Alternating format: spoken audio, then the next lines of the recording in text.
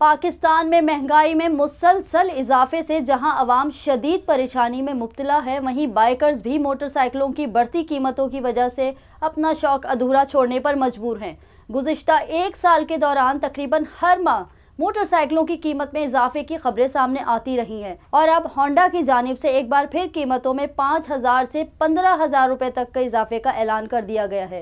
Honda की जानिब से जारी करदा नई कीमतों के मुताबिक CD70 की कीमत 5,000 रुपये के इजाफे से 1,49,900 की हो चुकी है। CD ड्रीम 5,400 के इजाफे के साथ 1,60,900 में दस्तियाब होगी, जबकि होंडा प्राइडर 7,400 के इजाफे के बाद 1,97,900 की हो गई है।